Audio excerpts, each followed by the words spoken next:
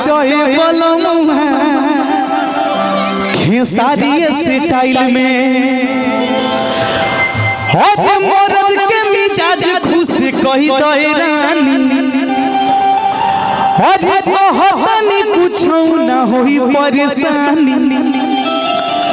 ये गाना कौन कौन सुने हैं ईमानदारी से? आप लोग सर नहीं सुने हैं? आप नहीं सुने हैं तो हाथ उठाइए कि काहे करता रतना तू शर्म हो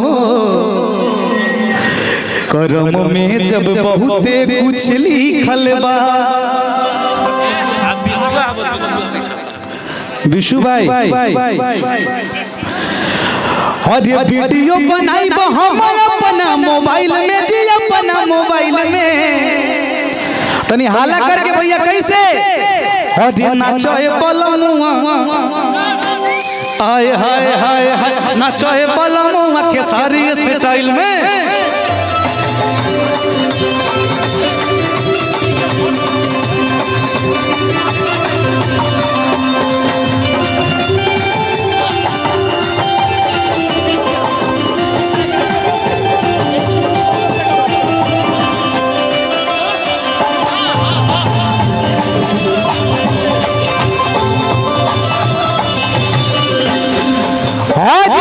कौन फेरा में और डालत बाड़ू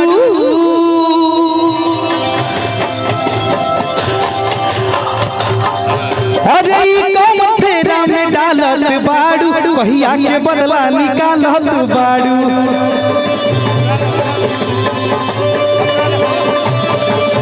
लेकिन कहना है मुकेश भैया के लिए तुम दिल की धड़कन में रहते हो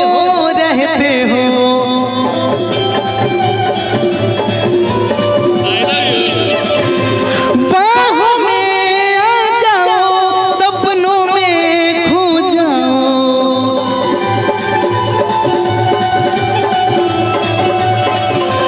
तुम दिल की धड़कन में रहते हो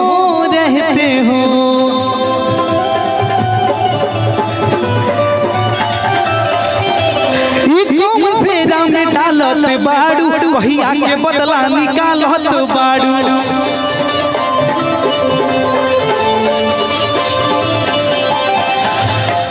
हरी रउआ संग फोटो लगाइब प्रोफाइल में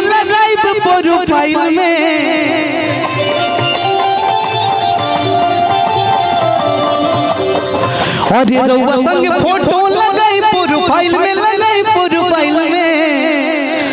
हरे नाचोए बलम हाय हाय हाय हाय हरे नाचोए बलम खेसारी स्टाइल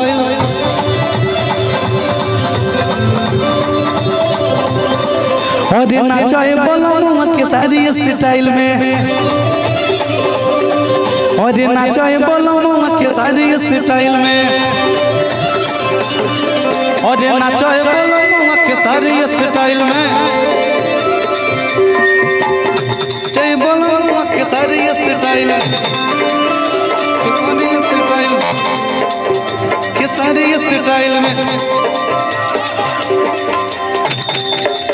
और नाचोए बलमुआ खेसारी स्टाइल में नाचोए बलमुआ खेसारी स्टाइल में नाचोए बलमुआ खेसारी स्टाइल में।